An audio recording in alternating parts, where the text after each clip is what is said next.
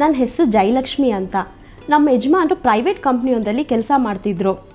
ಇದ್ದಕ್ಕಿದ್ದಾಗೆ ಅವ್ರಿಗೆ ಏನೋ ಒಂಥರ ಗರ ಬಡ್ದ ಹಾಗೆ ಆಗಿ ಏನೇನೋ ಮಾತಾಡೋದು, ಎಲ್ಲೆಲ್ಲೋ ಹೊರಟೋಗೋದು ಮಾಡ್ತಾಯಿದ್ರು. ಇದರಿಂದ ಅವ್ರ ಕೆಲಸನೂ ಕಳ್ಕೊಂಡಿದ್ರು. ಅವ್ರ ದುಡಿಮೆನೇ ನಂಬ್ಕೊಂಡಿದ್ದ ನಮ್ಮ ಸಂಸಾರ ನೆಮ್ಮದಿ ಕಳ್ಕೊಂಡು ಒದ್ದಾಡೋಗಿದ್ವಿ. ನಮಗೂ ಇಬ್ಬರು ಹೆಣ್ಮಕ್ಳಿವೆ, ಮುಂದಿನ ಪಾಡೇನೋ ಅನ್ನೋವಾಗಲೇ ನಮಗೊಬ್ಬರು ಜ್ಯೋತಿಷಿ ಪಂಡಿತ್ RM ರಾವ್ ಅವರ ವಿಷಯ ಹೇಳಿದ್ರು. ಅವರನ್ನು ಭೇಟಿ ಆದರೆ ನಿಮ್ಮ ಸಮಸ್ಯೆಗಳೆಲ್ಲ ಬಗೆಹರಿಯುತ್ತೆ ಅಂದರು. ಸರಿ ಅಂತ ಅವರನ್ನು ಭೇಟಿ ಆದ್ವಿ. ನಮ್ಮ ಮನೆಯವರನ್ನು ಕರ್ಕೊಂಡು ಹೋದೆ. ಆಮೇಲೆ ಗೊತ್ತಾಗಿದ್ದು ಯಾರೋ ಅವ್ರ ಮೇಲೆ ಮಾಟಮಂತ್ರ ಪ್ರಯೋಗ ಮಾಡಿ ನಮ್ಮ ಮನೇನ ಹಾಳು ಮಾಡೋದಕ್ಕೆ ಪ್ರಯತ್ನ ಮಾಡಿದರು ಅಂತ. ಏನೋ ದೇವರ ದಯೆಯಿಂದ ನಮ್ಮ ಪಾಲಿಗೆ ಪಂಡಿತ್ RM ರಾವ್ ಅವರು ದೇವರ ಹಾಗೆ ಸಿಕ್ಕಿದ್ರು. ಮಾಟ ಮಂತ್ರನೆಲ್ಲ ಪರಿಹಾರ ಮಾಡಿ ನಮಗೆ ಒಳ್ಳೇದು ಮಾಡಿಕೊಟ್ರು.